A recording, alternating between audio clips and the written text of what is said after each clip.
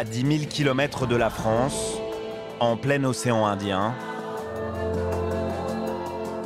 Nicole Viala s'apprête à vivre la plus grande aventure de sa vie. La Marseillaise arrive de nuit, dans ce pays lointain où elle n'a jamais mis les pieds. L'aéroport est plein à craquer, il fait 30 degrés. Nicole est complètement déboussolée. Mais où ils sont les taxis? Punaise, il n'y a rien indiqué. Il n'y a même pas de station. Je suis plutôt paumée là, moi. Je vais demander aux flics, tiens. Bonjour, je cherche un taxi. Vous êtes taxi? Ah, d'accord. Dites-moi, je cherche une adresse. Son seul repère, un simple bout de papier avec l'adresse d'un hôtel. Ça coûte combien? J'ai pas des ariages et des euros. En euros, ça fait combien? Ça va. Bon, c'est bon, on y va? On y va? Merci, monsieur. Vous connaissez la France? Non. Moi, j'habite Marseille. Ben voilà, moi, je fais le même métier que vous en France. Ah oui. Je fais taxi là-bas. Ah oui? Ouais. Nicole Viala, 60 ans, veuve, 3 enfants. 40 ans de métier comme chauffeur de taxi. À Marseille, où elle vit avec sa maman et sa perruche Tiki, cette femme au caractère bien trempé est connue comme le loup blanc. Ah, Martin, viens me faire le bicoulé. Hein. J'arrive, ma chérie. Tu vas bien? Ça va et toi? Nicole gagne 3 000 € par mois, fait partie d'un syndicat qui protège ses intérêts, et pourtant la Marseillaise se plaint toute la journée. Mais vu le nombre d'heures qu'on fait, une femme de ménage, elle gagne mieux que nous. Hein. Mais où il va, lui? Mais qu'est-ce que c'est, ça? Vas-y, traverse au feu vert. Punaise, qui fait chaud. Son principal motif de protestation, les routes de Marseille, qu'elle déteste par-dessus tout. Et voilà, on avait un joli vieux port, ils sont allés nous mettre des pavés. Comme à Roubaix. Tac, tac, tac, tac, tac, à la fin de la journée, tu as tout dans le dos. Hein. J'aime pas. Nicole a accepté d'aller voir ailleurs. Elle va partir au bout du monde pour exercer son métier de taxi. Madagascar. Ouais, super. À Madagascar, c'est Hans qui va l'initier au métier de taxi-brousse. Ce malgache de 39 ans connaît les routes comme sa poche. Et contrairement à Nicole, il ne perd jamais son sang-froid. Et Dieu sait qu'il en faut sur les routes de Madagascar. Et tu pourrais pas conduire chez nous, hein. Je te le garantis qu'il y a longtemps que tu aurais plus de permis. Hein. Parce que nous, on a un permis à poids, je vais te dire, et ça dérouille. Hein. T'es en train de m'apprendre mon métier, toi? La Marseillaise va prendre le volant et les clients vont s'en souvenir longtemps. Ne stresse pas, mon pote. T'es sûr qu'elle est chauffeur de taxi? Va-t-elle tenir le rythme? On n'a pas bouffé à midi. J'ai l'impression qu'on va pas bouffer non plus ce soir. On arrive au bout des réserves d'eau et je commence à avoir méchamment mal au dos. C'est franchement un périple du Far West. Hein. Le tandem va-t-il rester uni dans les épreuves? Je te déteste. Après 15 jours d'aventure au bout du monde, Nicole la râleuse va-t-elle revenir transformée? Je vais tuer quelqu'un. Ouais. Parce que j'ai envie de tuer quelqu'un, j'ai des instincts de meurtre. Après 12 heures d'avion, Nicole arrive épuisée à Tananarive, la capitale malgache. C'est celui-là l'hôtel? Ouais. D'accord. Hans, son compagnon de route, l'attend devant l'hôtel où ils vont passer la nuit. Bonsoir monsieur. Ça va? Alors c'est vous qui allez me servir de guide? C'est moi qui vais aller vous servir de guide. Je m'appelle Hans en fait. Moi Nicole. Enchanté. Je suis pas très fraîche parce que le voyage m'a beaucoup fatiguée. 10 heures. Bon, ben, l'essentiel c'est que vous êtes là, quoi. Ah oui, je suis cuite. Nicole espérait s'écrouler dans un hôtel 5 étoiles. Mais Hans lui a réservé une chambre à 5 € la nuit dans cet hôtel souvent occupé par des chauffeurs de taxi en transit. Pas de bagagiste, pas d'ascenseur non plus. Eh bien, après tant d'heures d'avion, Hans a préféré habituer tout de suite la Française à un confort plus rudimentaire. C'est rustique. On a la chambre, le lit, et puis les toilettes sont de l'autre côté, quoi. Les toilettes sont... et la douche est dehors? Il y a la douche et les toilettes sont dehors. Mais je vais vous laisser vous reposer d'abord parce que... Allez, je veux bien, parce que là, je suis cuite comme une sardine. Ok. On se fait la bise? On fait la bise comme vous voulez. Allez, puisqu'on va vivre ensemble quelques jours, ben voilà. Ok. Bah, je suis ravi de vous avoir Ben, il faudra qu'on se tutoie d'ailleurs. Bah, hein. bon, comme tu veux. C'est Allez. ce que j'attendais. Merci. Salut. Alors à demain. À demain. Nicole et Hans ne sont pas encore assez intimes. Elles préfèrent attendre qu'ils sortent de la pièce pour commencer à critiquer. Il n'y a même pas de sanitaire dans les chambres. Il n'y a même pas de douche. Il faut aller sur le palier comme avant. Là, c'est vraiment le bas de classe. Hein. Mais enfin, je remarque une chose. Les Malgaches sont très accueillants. Ils ont un grand sourire, ils tendent la main et ils portent les bagages. C'est pas à dédaigner, ça. Voilà.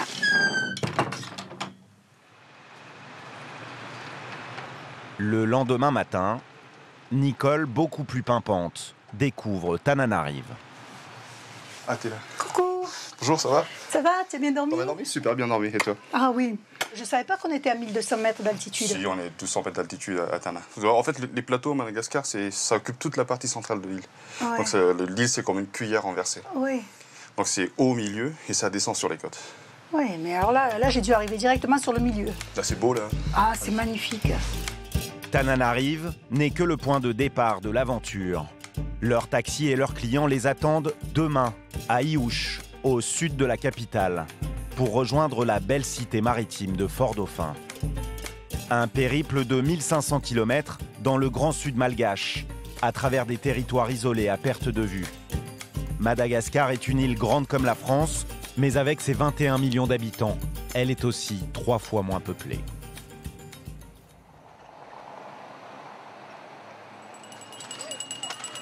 C'est donc dans cette petite ville à une douzaine d'heures de la capitale que Nicole découvre son tout nouveau taxi.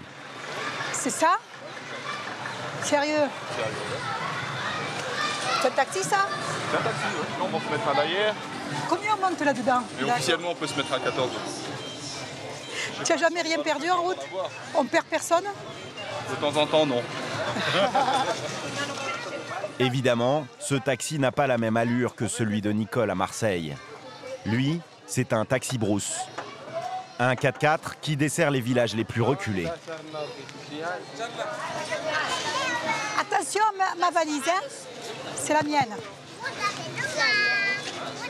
Je vais conduire On va voir. Bon, en fonction de la route. en fonction de la route. C'est-à-dire... Si le niveau de l'eau monte... Attends, quel niveau d'eau, là? Explique. Ah bah, l'eau, parce qu'on doit traverser une rivière à Gué. Il y a des crocodiles? Bien sûr qu'il y a des crocodiles. Non. Pour rentabiliser le voyage, Hans remplit le taxi à ras-bord. Ils vont être 12 clients dans 3 mètres carrés. Vas-y, pousse-toi, fais de la place. Sors l'enfant, que je prenne mon sac. Laisse comme ça fait un peu d'air. Pour Nicole, ça traîne. Elle n'y va pas par 4 chemins. Oh, on embarque, ouais. On se magne. Doucement, les choses vont se faire, mais calmement. Il n'y a pas de fou. Calmement, ce n'est pas dans le tempérament de Nicole, déjà dans les starting blocks. Hans, on se magne, ouais. Bon, c'est parti, Nicole. Allez, on y va, mon On y va.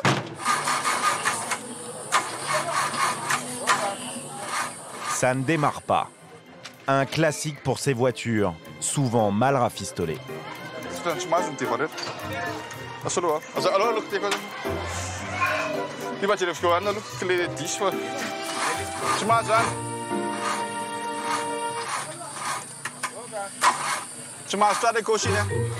Ça y est, ça va démarrer? Croise les doigts. Mais regarde, c'est la batterie, ça. Non, même pas, c'est le démarreur qui fait ça. C'est le démarreur, hein. Donne un coup dessus. À l'arrière, il fait 35 degrés sous la bâche. Les 12 clients restent impassibles. Allez, on va le faire, le malgache. Je reste assise, moi. Tu restes assise. D'accord. Ah, ça, c'est là.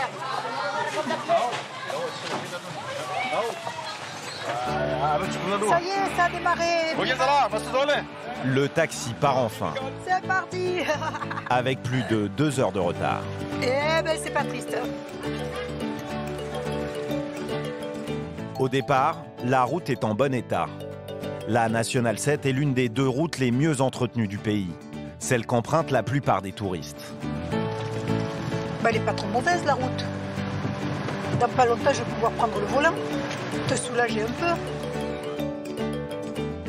Nicole va bientôt conduire, mais pour l'instant, elle est en observation. Tout lui semble facile. Et puis ce paysage est tellement beau, on a envie d'aller pique-niquer. Tirer la couverture par terre, s'asseoir et manger. Faire une bonne sieste en plein soleil. Mais regarde-moi ça comme c'est beau. Tu sais, le plateau du Larzac, ça ressemble à ça. Bon, il y en a encore pour combien avant d'arriver à la pause miam-miam? 23 minutes 6 secondes. Ouais, tu parles à la malgache ou à la européenne? Parce que je sais pas, mais on n'a pas le même genre de chronomètre. Attends, Dieu a créé la montre pour les Suisses et le temps pour les Malgaches. Il l'ignore encore, mais du temps, il va leur en falloir beaucoup pour traverser la redoutable RN27. Habituellement, cette nationale de 300 km se parcourt en une journée et demie. Mais c'est la fin de la saison des pluies. Oh, putain. La route est dévastée par les intempéries. T'es malade, Nicole? Non, non. Mais je suis tellement crispée que j'arrive même pas à ouvrir la bouche. À Madagascar, le réseau routier date de la colonisation française il y a près d'un siècle. Indépendant depuis 1960, le pays n'a jamais eu les moyens de l'entretenir. Seuls 10% des routes sont goudronnées. J'ai une barre dans les reins, j'ai une barre en bas du ventre. Et si j'allaitais encore, mon lait se transformerait en beurre. Pour vous, Hans, la route est dure aussi. Elle est dure. Je n'ai pas qu'elle est dure. Ah, voilà une bonne parole. Parce que j'étais en train de me poser la question si j'étais pas assez endurante. Mais c'est pas de taxi-bus qui passe dans ce coin, qui sait qui va transporter les gens. À l'arrière, ça cogne, ça secoue, ça tamponne. Mais le taxi-brousse est le seul moyen pour ces paysans de rejoindre la ville depuis leur village reculé. Ils disent rien. Même les gamins, rien, il n'y en a pas un qui bouge. Mais alors pas un cil. Nous, en France, on aurait des gamins dans la voiture avec un chemin pareil. Ils pleureraient, ils taperaient des pieds, on ferait un scandale. On les oublie là. Le voyage leur coûte cher, 2 €, l'équivalent de 2 journées de salaire. Et le comble, ils doivent prêter main forte au chauffeur dès que l'obstacle se complique.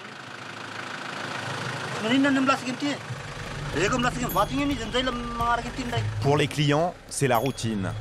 Nicole, elle, est dans tous ses états. Oh, c'est vachement profond, hein.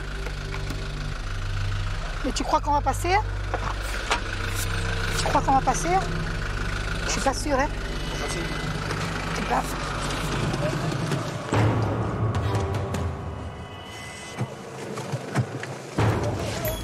Ça patine, ça part de travers. Oh là là, putain. On passe pas.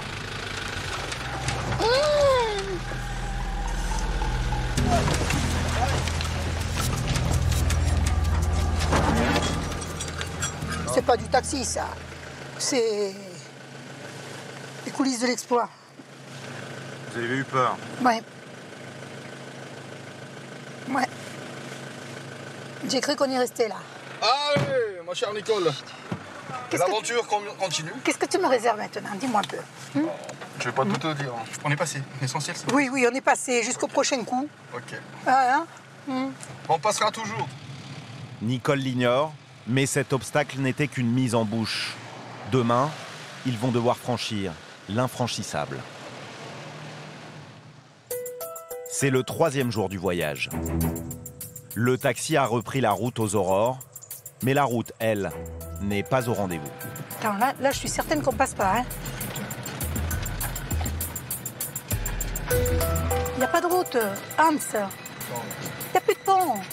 Tu essaies de passer dessus, Non, non, mais tu plaisantes ou quoi? Non, non, ne me le fais pas, ça. Attends, je descends, là, hein. Ça aurait été quoi? Mais il n'y a pas de... Attends, non, je te jure qu'il n'y a pas de route. On dit ça là? Ah? Ah, on t'y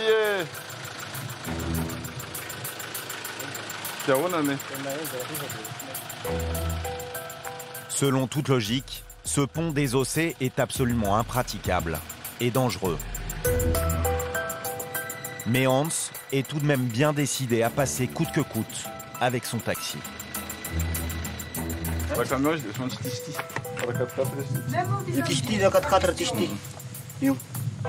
Je suis carrément affolée. Pourquoi? Parce que moi, je passe pas là-dessus. Hein. S'ils ne passent pas, ils devront faire demi-tour et revenir à leur point de départ à 3 jours de route. Mais Hans n'est pas homme à baisser les bras. Ça va passer. Qu'est-ce que c'est qui va passer? Bah, la voiture va passer. Mais Le poids de la voiture? Non, moi, je crois pas. Tu n'as pas vu que le poids de l'homme fait bouger les madriers, là? Alors, le poids de la voiture, il fait combien? 2 tonnes, 2 tonnes 2? 2 tonnes. Voilà, 2 tonnes là-dessus, ça passera pas. Ça va passer. Il faut y croire, Nicole. C'est de la démence de faire ça. Et les gens, comment ils font alors? Ben, il n'y a pas beaucoup de voitures qui passent sur le pont. Et ceux qui veulent passer doivent se munir de leur propre passerelle. Ah bon, parce qu'il faut emmener son pont en voyage. Ça, c'est pas mal. Tu pars, oui, mais sur le toit de la voiture, en plus des bagages, tu mets le pont. Ça, c'est la dernière. Nicole refuse de tenter la traversée. La situation semble inextricable. Mais s'ils ne trouvent pas une solution dans les heures qui viennent, la nuit va tomber et ils seront bloqués ici, loin de tout, au milieu de nulle part. Quand soudain, un air de reggae fend le silence. Il accompagne cet homme à la démarche nonchalante.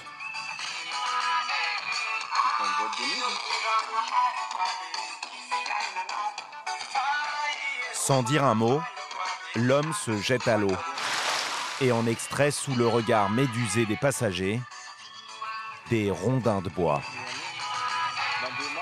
Cet homme apparemment s'est mis en tête de reconstruire le pont.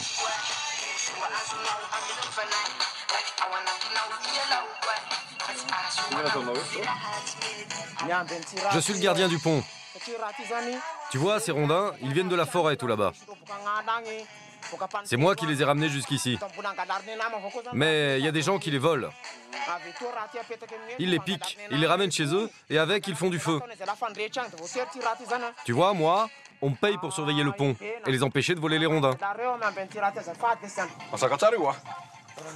Là, il faut rajouter des planches. Et on en met tout le long, comme ça. Oui, bien sûr. Ces quelques rondins, c'est tout ce qu'il a pu sauver. Tout le reste lui a été dérobé la nuit pendant son sommeil. Mais on est où, là? Et à Madagascar, mon cher. Le pont reste infranchissable, jusqu'à ce que l'un des clients du taxi se manifeste. Attendez, j'ai une idée. Moi, j'ai un cousin. Il habite dans le village d'à côté, là, à Maraopaika. C'est un bon gars. Je pense qu'il va pouvoir nous amener du bois.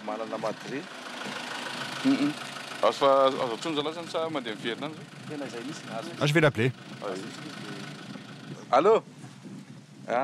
Cousin, comment ça va? Dis-moi, je suis au pont cassé, là. On a besoin de planches pour passer. Tu peux venir nous aider? Parce que là, pour l'instant, on passe pas. Tu viens? Ok, merci. Le bois arrive, reste à savoir quand. Franchement, tu nous as mis dans une galère, mon brave. Moi, je savais pas non plus que le pont était cassé. Quoi. Non, moi, je savais pas qu'il fallait emmener son pont. Déjà. T'aurais dû me le dire. La dernière fois que je suis passé là, ça passait bien.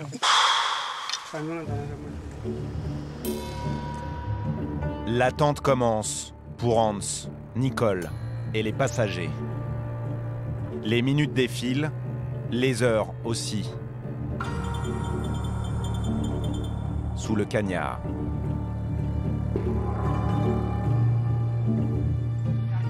J'ai l'impression qu'on est coincé pour un bout de temps ici. Hein. C'est cuit. J'attends la suite. Bah, Nicole, la voiture qui arrive qui vient nous sauver, quoi. Après 3 heures d'attente, le cousin arrive enfin. Il débarque avec une quinzaine de villageois. Ils sont armés de rondins de bois.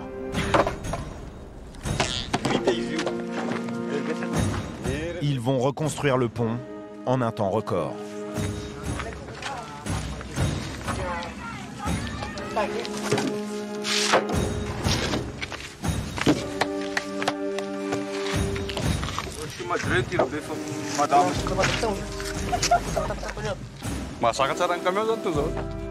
Je suis pas du tout convaincue. Hein. Certaines planches là sont déjà cassées. J'ai passé 2 tonnes d'œufs là-dessus. Je pense qu'elle peut tomber. Allez, Bon, on perd trop de temps à causer. Je pense qu'il vaut mieux qu'on se mette en voiture et on part, parce que là, on a encore du chemin. Avant de se risquer sur le pont, Nicole a une dernière pensée pour une personne qui lui est chère. Vous aurez affaire à ma mère si vous ne me ramenez pas. Nicole et sa mère, une relation intense et fusionnelle. À Marseille, les 2 femmes vivent sous le même toit depuis quelques mois et élèvent ensemble le petit Tiki. Oh, le petit oreille, maman, tu vas te faire mal à la tête, regarde. C'est mon bébé, ça. C'est moi qui l'ai élevé. Il n'avait même pas de plumes, rien. Il vient manger dans la bouche, il nous fait des bisous. Il est mon bébé. Pour Nicole, partir 15 jours si loin de sa mère a été une décision extrêmement difficile. D'habitude, les 2 femmes ne se quittent pas d'une semelle. Si on se téléphone pas 100 fois par jour et si on se voit pas 15 fois par jour... Toute la journée, on s'appelle. On est... J'ai pas coupé le cordon. Elle me fait tout, le manger, le ménage... Le manger, les prêts, voilà, quand elle arrive, les prêts. Très possessive, Francine s'inquiétait de voir partir sa fille dans une telle aventure, elle qui souvent a tellement de mal à se maîtriser. Elle s'énerve vite. Et si je la tiens pas, ben, elle frapperait. Un homme, n'importe qui, si elle est impulsive, elle n'a pas peur, elle a peur de rien, elle n'a peur de rien. Mais à Madagascar, face à ce pont, la bravoure de Nicole semble en avoir pris un coup. Et s'il y a une roue qui ne suit pas le tracé, là.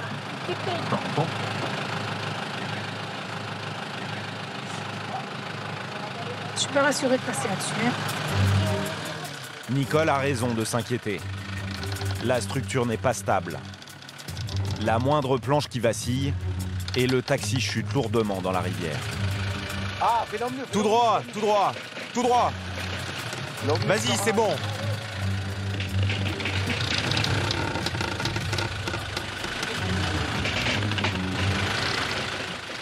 Stop! C'était quoi ce bruit? Attention, bouge plus! Une planche vient de céder. La voiture est immobilisée au milieu du pont. Amenez-moi une planche! Il finit sur le pont, on est encore dessus. Tu sais que j'ai envie de vomir. Si tu passes là, ça ira. Mais sur cette planche, hein? Pas celle-là. C'est quoi? Qu'est-ce qu'il y a encore? Mais qu'est-ce qu'il y a là? Lâche le frein. Là, tu peux y aller.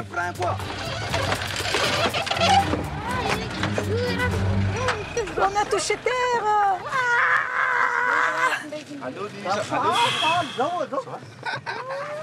Tu vois qu'on est passé?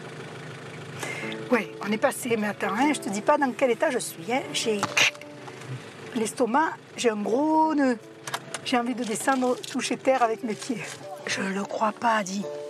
Pour la première fois du voyage, la machine à râler de Nicole s'enraye, laissant la place à un besoin irrépressible de tendresse et de reconnaissance. Merci. Merci les enfants, merci. Mes sous. Tu vas reporter tout ça chez toi maintenant?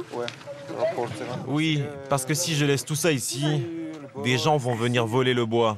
Ils vont te le refaucher? Et Oui, s'il y a quelqu'un d'autre qui veut passer, il faut que tu reconstruises le pont. oui. Et ça me fait chaud au cœur de voir que tous ces gens se sont mobilisés pour nous. Hein. Ils ne nous connaissent pas. Belle solidarité. Hein. Je ne sais pas si chez nous, ils auraient fait autant. Hein. Ils auraient dit qu'ils sont dans la merde et qu'ils y restent. Hein. Ça, tu vois. Tu es dans un autre monde, Madagascar. Le taxi brousse poursuit sa route. Il ne peut plus faire marche arrière.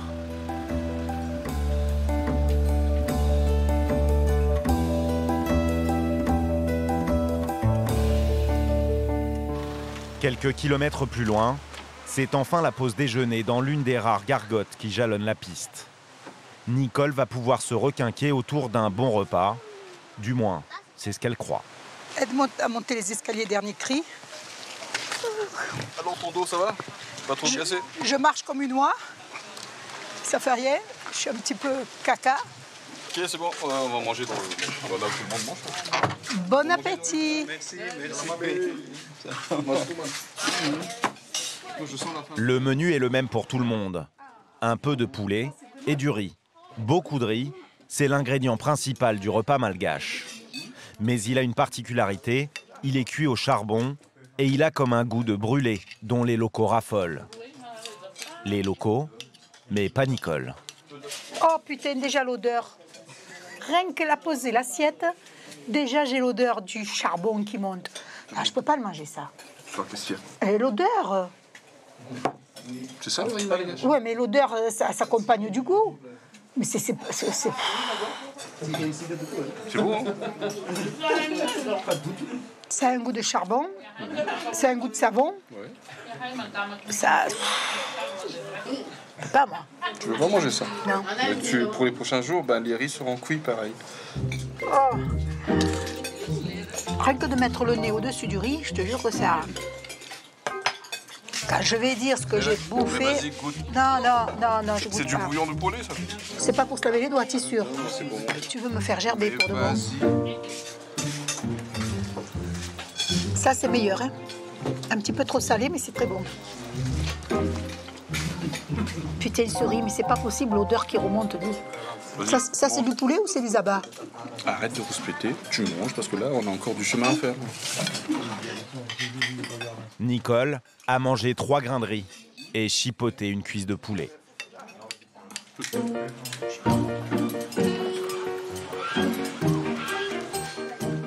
Avant de reprendre la route, Hans et Nicole ont une annonce à faire à leurs clients qui risquent de les laisser pantois. Isao no... Après, c'est quoi? Mi tondra. Voilà. Isao mi tondra. Chauffeur de taxi, on a dit pour tout nager. Ça va? C'est au Naro. Ils font tout le fond, ils sont là. Oh. Les clients ont un sourire gêné. À Madagascar, les femmes qui conduisent des taxis se comptent sur les doigts d'une main. Alors une femme blanche taxi, c'est du jamais vu. Je sais comment on fait, mais je connais pas ta bagnole, hein.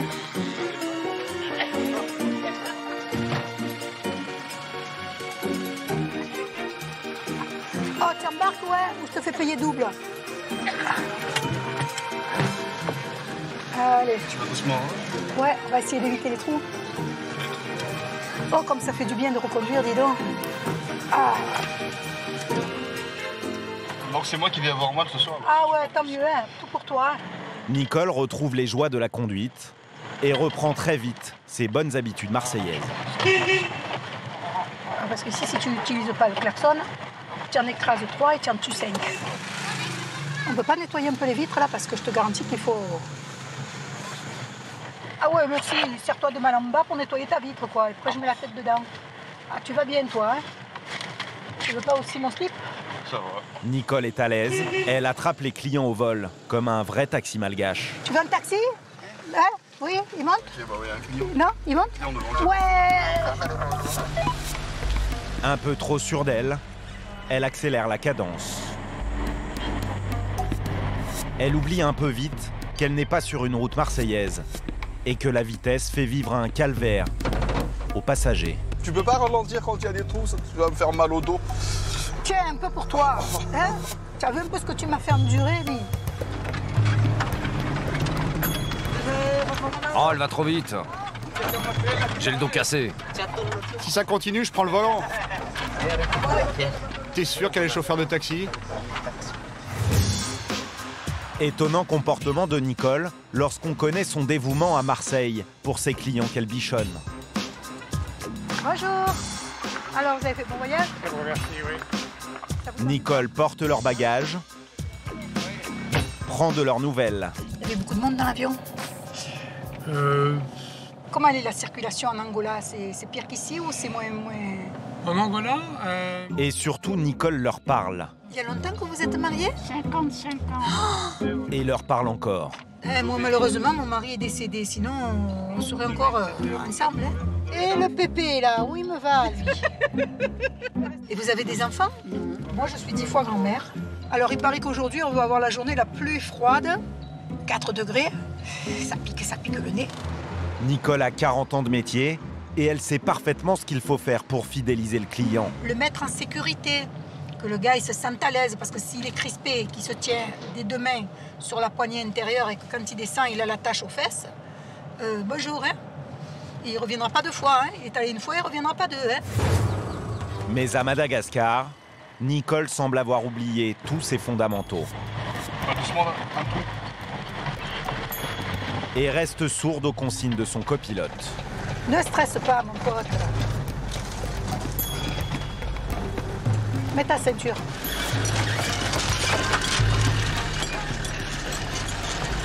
La Marseillaise prend même un malin plaisir à le provoquer. Il a mal au ventre, il a mal à l'estomac, il transpire comme un cochon. Mais détends-toi, mon pote. Je vais doucement pour pas te la casser, ta tire. Hans reste placide. Il encaisse les provocations de Nicole sans rien dire. Mais dans quelques minutes, il va pouvoir prendre sa revanche.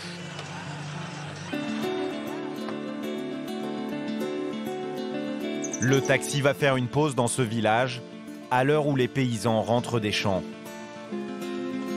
Dans ces campagnes reculées, 70% de la population est analphabète. Un drame pour le pays, qui trouve ses origines à l'école. Il y en a un qui peut parler avec toi? Hein? Il y en a un qui parle français là? Non. Les enfants ne parlent que le malgache. Pourtant, au tableau, l'exercice de maths, lui, est écrit en français. Un héritage de l'époque coloniale. Aucun des enfants ne parle français. On leur demande de faire un devoir en français, ils ne savent pas ce qu'ils disent. Ils ne savent pas ce qu'ils disent. Ils savent pas ce qu'ils disent. Ils savent lire, mais ils ne comprennent pas ce que ça veut dire. C'est ça le problème. C'est idiot. Pour asseoir sa domination au début du XXe siècle, la France avait rendu l'école obligatoire et imposé le français comme langue d'apprentissage. Les colons sont partis, mais la règle, elle, est restée. C'est tout à fait débile. On aurait dû faire l'enseignement en malgache et garder le français comme une matière. Voilà. Une matière à part. Ça, c'était un programme de l'ancien gouvernement. Mais vu qu'il y a eu le coup d'État, elle est partie, toutes les bonnes choses sont parties avec, comme la réfection de la route. Plus aberrant encore, l'école est payante. Les parents investissent souvent plus de la moitié de leurs revenus, 15 € par mois, pour une scolarité sans avenir. Ok, c'est parti, on a encore du chemin. Juste avant de reprendre la route, un client vient faire une réclamation. On est plusieurs clients à trouver qu'avec la dame, ça bouge trop dans la voiture. On a vraiment mal au dos. Ok, là, il est en train de me confirmer ce que disent les passagers, que ça bouge trop, que les gens ont mal au dos. Va te faire voir. Ouais, je te jure. Hein. Pas vrai. Je te crois pas. Mais si, je te dis. Pourquoi je vais te mentir? C'est vrai? Ouais. Je vais pas te mentir. Hans tient sa revanche. Nicole ne conduira plus jusqu'à nouvel ordre. La Marseillaise est blessée dans son orgueil.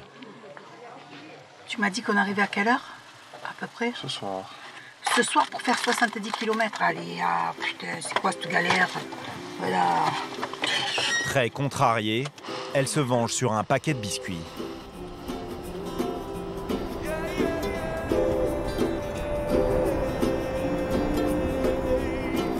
Puis sur un deuxième, et s'attaque à tout ce qu'elle trouve à portée de main. Mais rien n'y fait, Nicole est vexée et s'en prend à son compagnon de route. Même si tu veux changer. Tu peux pas éviter les trous là, en parlant, hein? Tu mets les 2 mains sur le volant, tu évites les trous, parce qu'on dirait que tu les bises. T'es en train de m'apprendre mon métier, toi? C'est pas un métier, ça. D'après elle, c'est elle qui conduit mieux parce qu'elle est beaucoup plus délicate. Les femmes sont plus délicates que les hommes. Mais bon, on pourra demander aux passagers pour voir. Non, mais tu les as payés, tes passagers. Hein?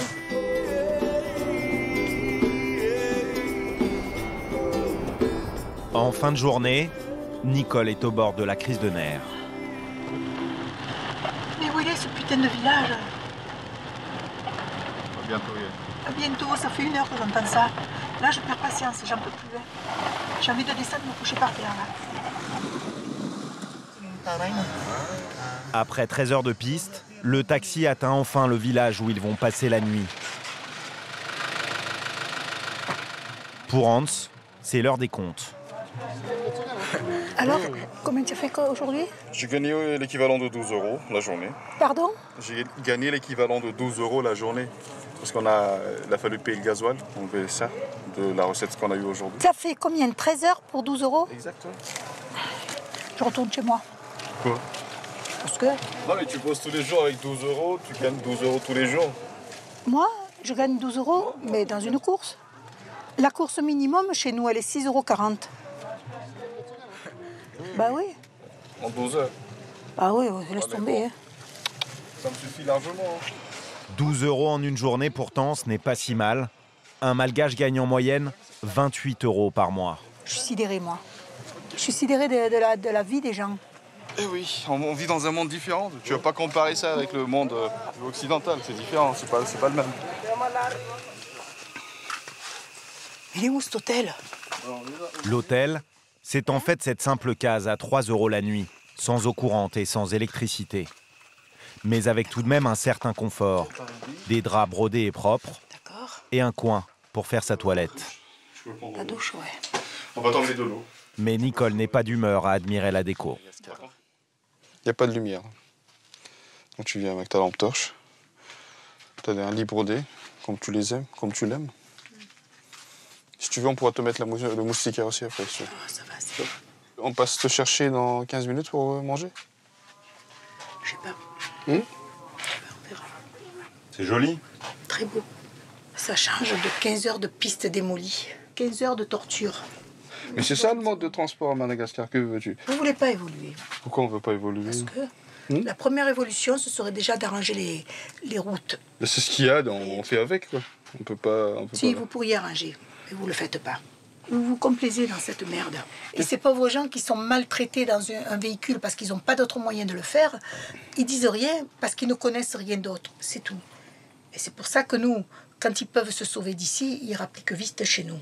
Si il y a le flux de cerveau comme dans tous les autres pays, le pays ne va jamais avancer. Moi, je dis à ces Malgaches, si vous aimez votre pays, revenez, faites quelque chose. Vous faites rien. Ce sont vraiment des lâches. Si on veut, veut faire prospérer le pays, on revient. Le lâche, c'est celui qui reste là et qui ne veut pas évoluer. On revient et on fait quelque chose pour le pays. C'est celui qui baisse la tête et qui accepte tout sans bouger. Moi, je bouge. Moi, je bouge comme tous mes compatriotes qui veulent faire quelque chose. Sans te vexer, Hans. Tu bouges parce que ça t'arrange, que ça te ramène du fric. Bien sûr. Mais je vais pas et toi, tu travailles pour Diane, toi? Ah non, mais moi... tu bouges dans le taxi, dès que tu bouges... Moi, je fais partie d'un syndicat que quand il y a quelque chose qui ne va pas, le syndicat travaille pour nous. Ben nous, on n'a pas de syndicat de transporteurs. Eh ben voilà, créez-le. Oh. Créez-le. On n'a pas besoin. On vit bien comme ça. C'est comme ça. Ça fait quoi? Laisse tomber. Allez, là. Hans est profondément blessé par la violence des mots de Nicole. Il préfère couper court avant que la discussion ne dégénère.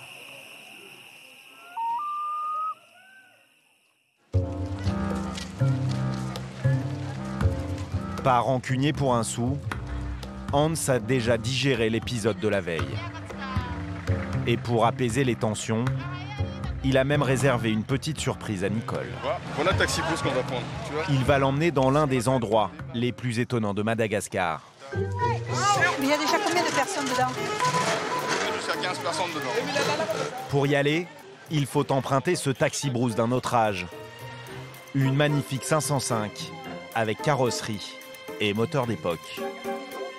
Et cette fois-ci, les clients, ce sont eux. Il va falloir jouer des coudes. 18 personnes doivent s'entasser dans cette voiture, normalement prévue pour 7 passagers.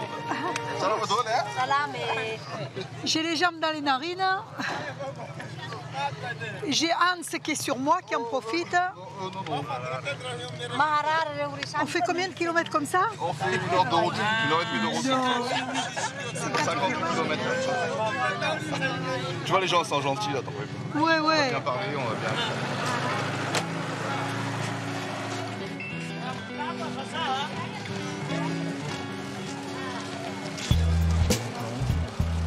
Les clients ont tous le même point de chute, les mines de saphir. La pierre précieuse est l'une des principales richesses du pays, avec la vanille et les bois rares.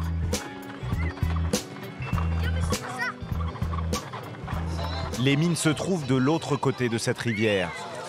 Le taxi-brousse ne peut pas la traverser. La suite du parcours se fait à pied. Le village, il n'y a rien. Le village, c'est là-bas, juste là. Et on va y aller comment? On va traverser la rivière à pied. Non. Attends, hein, parce que moi, je ne sais pas où je mets les pieds, là. Hein. Moi, j'ai peur, là. Hein. Mon Dieu, elle est jaune, l'eau. On ne risque pas d'attraper des maladies dans cette eau. Pas très clair. Oh là là, et les odeurs, dis. Bon, ils n'ont pas de toilette, hein, ils font tout ça. Oh là là, dis donc. Ouais. Et ils font leurs besoins dans la rivière. Pas. Ouais, ben je te dis pas, hein, je viens de me tremper les pieds dans leur baignoire. Oh punaise, attends, il y en a encore là. Il y a 15 ans, le village d'Ensou n'était encore qu'un modeste hameau d'une dizaine de maisons.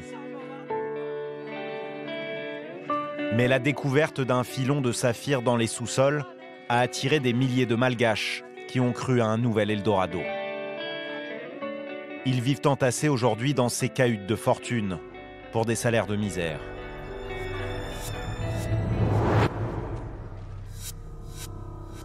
La mine, c'est cette immense plaine aride qui s'étend sur plusieurs kilomètres. Mais c'est ça une mine?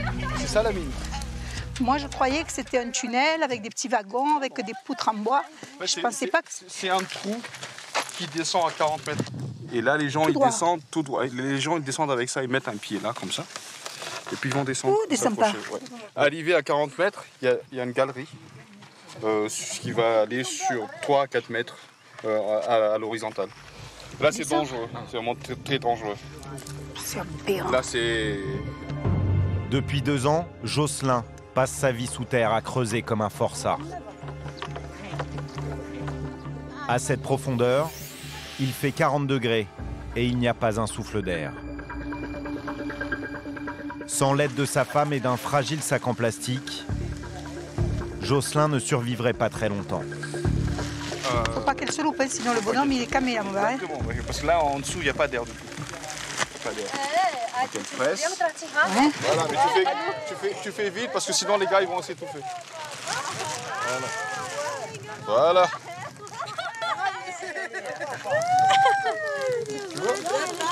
Eh ben dis donc, tu as une drôle de responsabilité en faisant ça, hein. Tu as la vie d'un être humain en dessous, hein. Les tunnels mesurent à peine 60 cm de hauteur et il n'est pas rare qu'ils s'effondrent sur les mineurs, ne leur laissant aucune chance. Mais Jocelyn préfère penser à la vie qu'il mènera s'il trouve le bon filon. Une belle pierre pourrait lui rapporter 5 000 €, presque le salaire de toute une vie. Après 1 heure sous terre, il remonte à la surface. Ouais! Bravo! Tu as eu quelque chose là? Rien?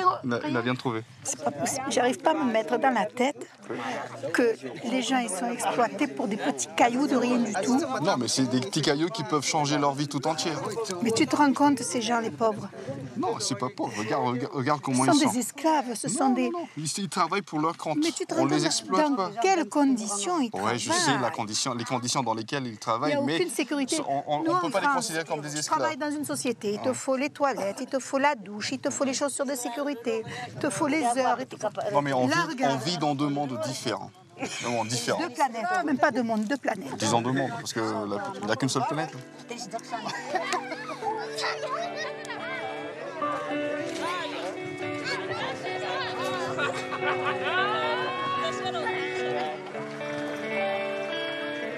Marseille, la planète de Nicole, commence à lui paraître très lointaine. Sans réseau depuis 5 jours, elle n'a pas pu prendre des nouvelles de ses proches. Grâce à notre liaison satellite, elle va enfin pouvoir parler à sa maman, qui attend son appel à 10 000 km de là. Comment tu vas, maman? Ça va. Et toi, ça va? Oui, ça va bien. À côté de moi, tu vois, c'est mon coéquipier, regarde. C'est mon chauffeur de taxi malgache. Bonjour. Elle est gentille, votre fille. Elle s'est bien intégrée dans le monde malgache et moi, je pense même qu'elle va rester là. T'inquiète pas, je vais revenir. Et les routes, elles sont bonnes? Non, c'est que des petits trous de partout. Ouais. Il n'y a aucune sécurité.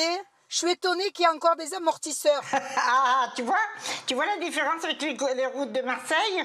Mais c'est une grande expérience, crois-moi. Hein. Ah, ben je pense, hein. Ton oiseau, là, il est en train de rouspéter parce que je... Ah oui, oui, il est mon pépiou. Il est là, mais depuis tout à l'heure, il me demande à sortir. Allez, viens. Tiki. Où il est mon Tiki? Fais voir comme tu es beau, mon bébé. Ah, il vient, il est au téléphone. T'es gâté. Il est au téléphone. Et il cherche.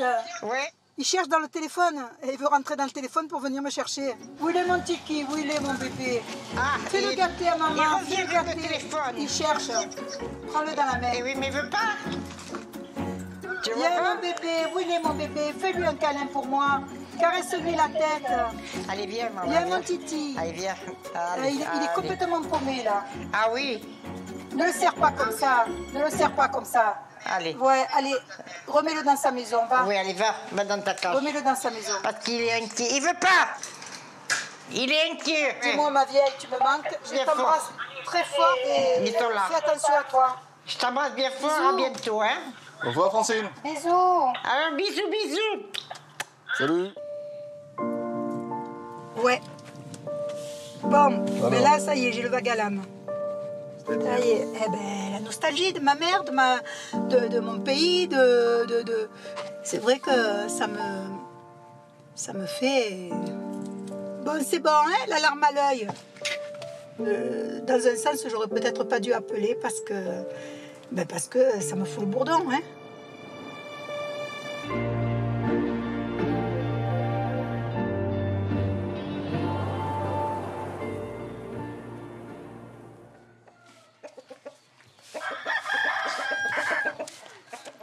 Le lendemain matin, le village où Hans et Nicole ont passé la nuit se réveille doucement.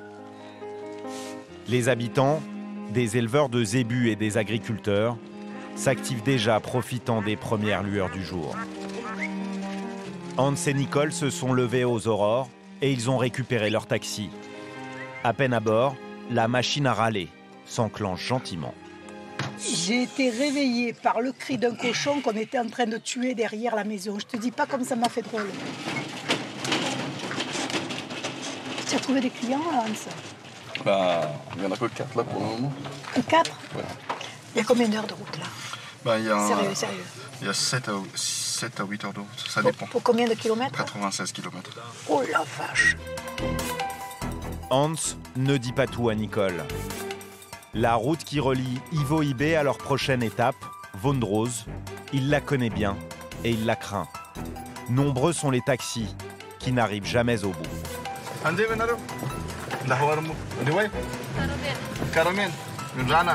Pour parcourir ces 96 km, le taxi va mettre en réalité plus de 16 heures.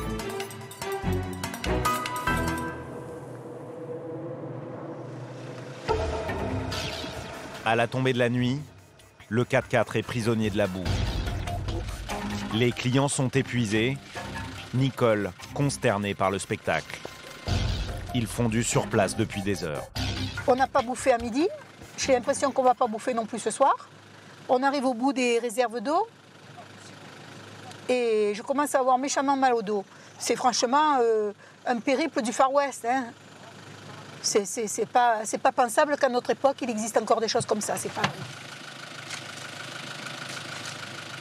Une seule solution pour sortir le taxi de cette mélasse. Utiliser la voiture qui nous suit pour le remorquer.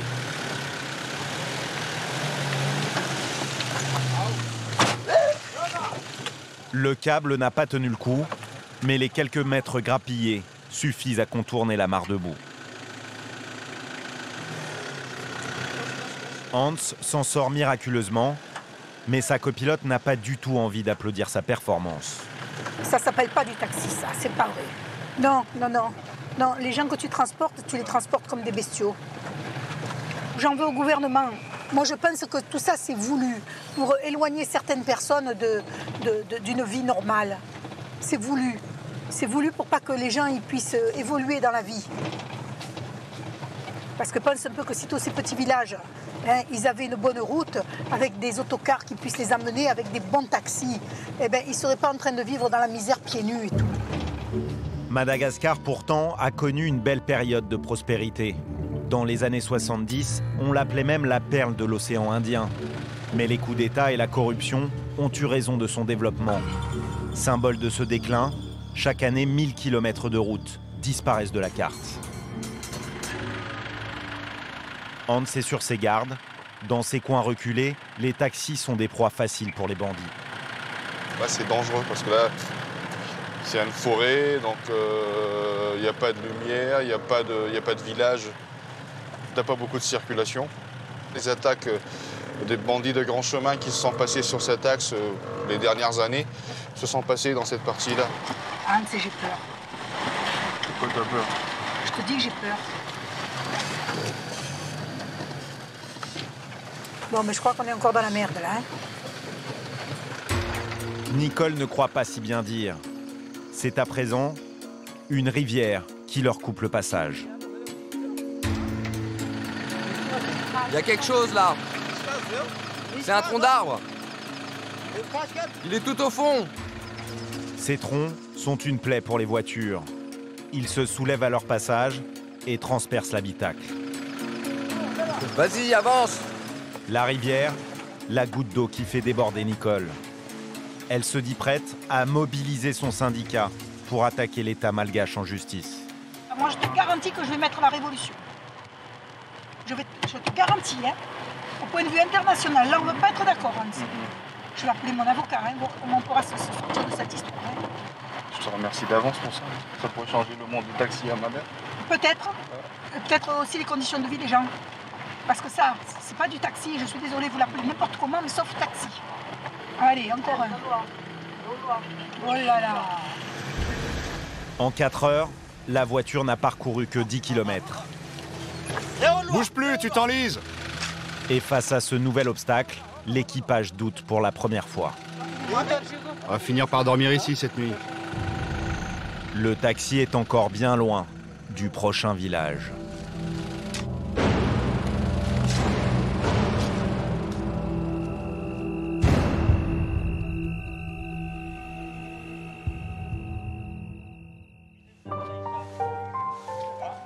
Plus personne n'y croyait. Mais le taxi brousse a finalement réussi à sortir du bourbier où il s'était empêtré. À force de creuser, de bêcher, mais surtout grâce à la dextérité de Hans au volant, l'équipé a rejoint le village de Vondrose, tard dans la nuit. Les clients ont pu regagner leur pénate. Hans et Nicole se sont écroulés de fatigue dans cet hôtel de brousse. Tu vas prendre le petit déj avant de partir? Qu'est-ce que tu prends? Un petit café. Moi, je prends un thé et tu lui dis qu'elle mette du lait dedans. T'as bien dormi? Pourquoi? J'ai mal au dos. J'ai failli tout lâcher. J'étais à 2 doigts d'arrêter de me faire rapatrier. Putain, c'est pas mon genre. Hein. Parce que j'en pouvais plus. 15 heures, 16 heures, 16 heures de route comme ça. Ben, à force de me crisper, de me tenir sur la poignée, je me suis certainement déchiré un muscle. Dis-lui qu'elle mette pas de l'eau, mais qu'elle mette du thé. Voilà, qu'elle mette directement le thé. Parce que sinon, ça fait que de l'eau. Bon, ben écoute, à la guerre comme à la guerre, hein, qu'est-ce que tu veux faire? Attends, qu'est-ce que c'est qui flotte là? Il y a quelque chose qui flotte. Écoute-moi, tu viens chez moi. Tu vois comment on vit, tu prends des notes. Quand tu reviens, tu changes tout. Ouais. Après 10 jours de voyage, les certitudes de la Marseillaise n'ont pas bougé d'un centimètre. Nicole se plaignait en France. Nicole continue à se plaindre à Madagascar. Hans va tenter un électrochoc en la confrontant aux conditions de vie de la plupart des chauffeurs de taxi malgaches. Tiens, justement, j'allais te présenter Nicolas. Vous parlez français? Nicole. Malgache. Nicolas est taxi depuis 10 ans. Il gagne environ 30 € par mois. C'est le salaire moyen à Madagascar. Mais c'est loin de lui suffire. Il vit avec sa famille dans l'une de ses modestes cahutes, en bordure du village. Oh, les odeurs! Oh, la vache! Oh, putain, l'odeur! Bah, tu passes en face devant une décharge. Oh, papa! Il n'y a pas de décharge chez vous? Oh, mais pas comme ça! Pourquoi? Ah, nous, c'est dans des conteneurs. Nicolas est un peu mieux loti que ses voisins.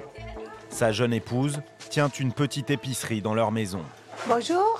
Comment tu t'appelles? Anna. Madame Anna. Moi, Nicole. Tu es belle. À l'intérieur, un séjour soigné, sous un toit en tôle. La chaleur est étouffante. Quelques meubles, une télé, le strict minimum. Ah, tu as la lumière. La chambre est à l'image du séjour, propre, mais sans fioritures. Là, c'est le lit du petit? Non, on dort tous les trois dans le même lit. Et les toilettes? Il n'y a pas de toilette, on va dans la forêt. Dans cette région, il est interdit, selon la tradition, d'avoir des toilettes chez soi parce que c'est pas bien de garder de la saleté à la maison. Vu de l'extérieur, on dirait vraiment la cahute. Puis quand tu rentres dedans, eh ben, tu as le confort basique. La famille vit dans un certain dénuement. Pourtant, 2 gros réfrigérateurs trônent au milieu du salon. Tu as le téléphone dans le frigidaire? Le premier sert de placard. Où il y a à manger? Le deuxième réfrigère péniblement quelques bouteilles. Mais tu n'as que des boissons. Mais vous la mettez où, la nourriture? La nourriture, je la mets dans la marmite.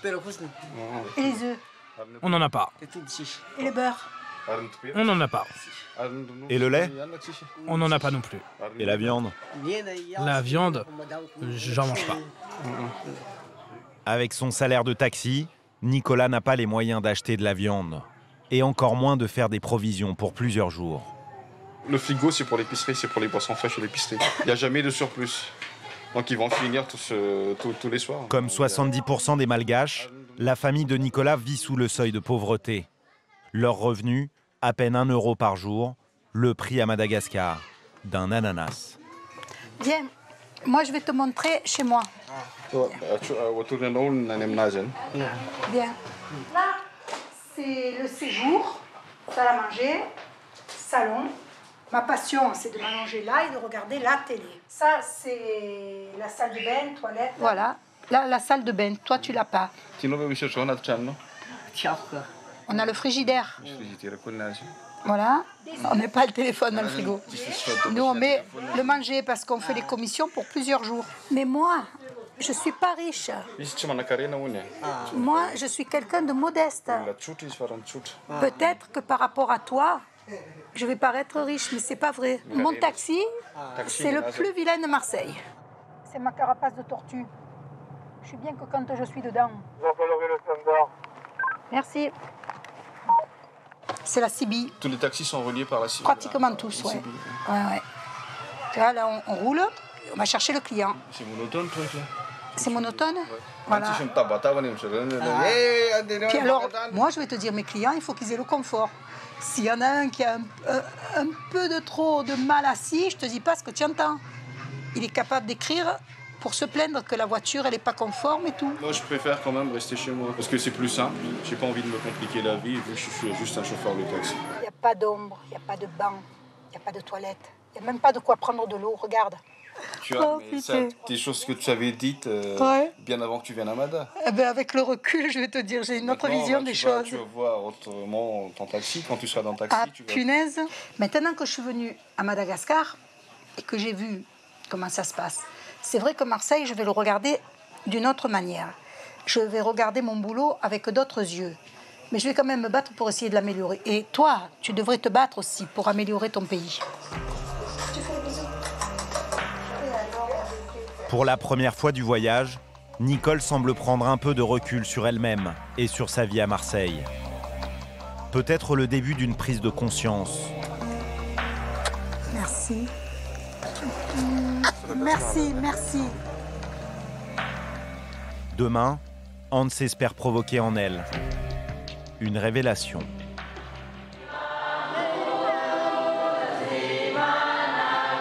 Hans est protestant comme plus d'un Malgache sur 3. À Madagascar, la religion est un pilier qui apporte soin et instruction à la population. Dans cette église, elle tente même de guérir les incurables. Entravés par des chaînes, des malades mentaux attendent d'être exorcisés. Pour les croyants, ils ne sont pas malades, mais possédés par le démon.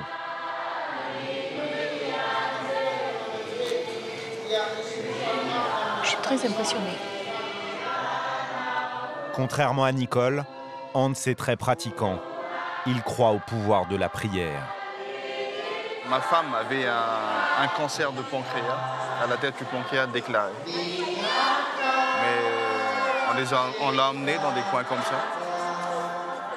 On l'a traité comme ça, avec des plantes médicinales, mais surtout la prière. Et ça a marché, là voilà, elle est encore vivante. C'est pire que Lourdes ici. Exactement. Et là, actuellement, elle va bien. Ce jeune handicapé résiste à sa mère. Il redoute la violence du rituel qu'il subit chaque semaine. Tous les malades sont installés devant l'autel. Les exorcistes font leur entrée.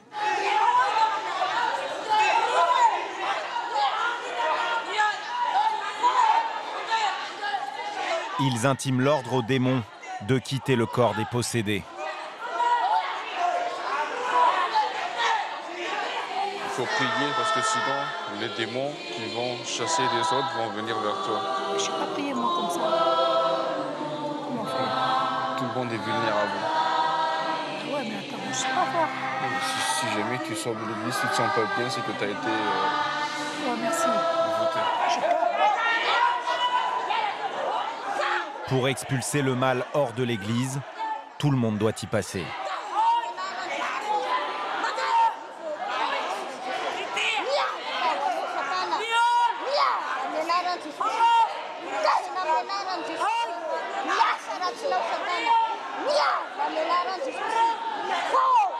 T'as pas attrapé un démon? Arrête-toi.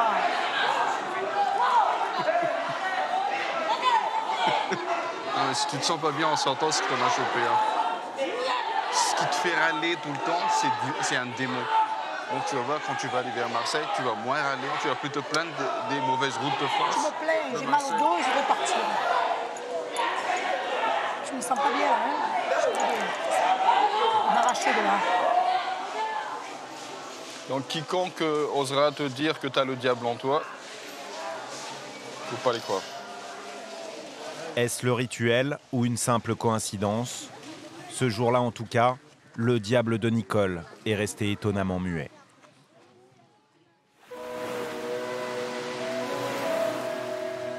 Le taxi de Hans et Nicole vient de déposer ses derniers clients à Fort-Dauphin, une belle cité balnéaire à l'extrême sud du pays. Pour Nicole, après 15 jours de voyage, 1500 km parcourus, c'est aussi le terminus. La Marseillaise rentre à la maison. Hans va la conduire à l'aéroport. Il a récupéré le taxi de son cousin, le plus déglingué de la ville.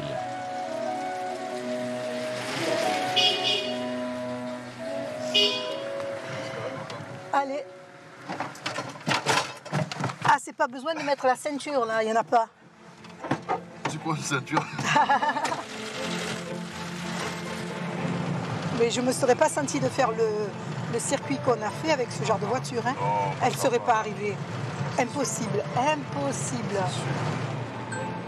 Nicole a râlé pendant 15 jours, mais à l'heure du départ, elle a du vague à l'âme. Hans et ses maudites routes vont finalement beaucoup lui manquer. Ah, mais je suis obligée d'attendre que tu m'ouvres. Hein. Bien sûr, je vais t'ouvrir. Je suis coincée là. D'accord. Alors attends. On va essayer de sortir sans que je laisse un morceau dedans. Peut-être pas mécontente cependant de retrouver à Marseille un taxi un peu moins défoncé.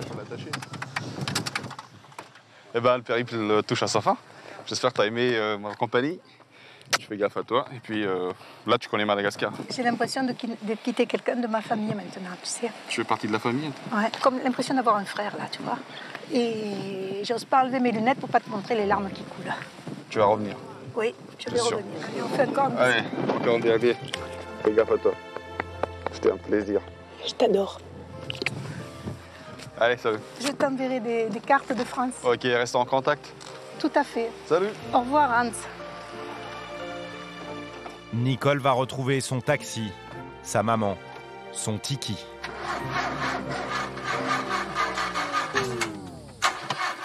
Pour Hans, le voyage se termine comme il avait commencé. Même la voiture, elle démarre. Par une panne. On va piler tous qu'est-ce là. Et par un démarrage à la malgache.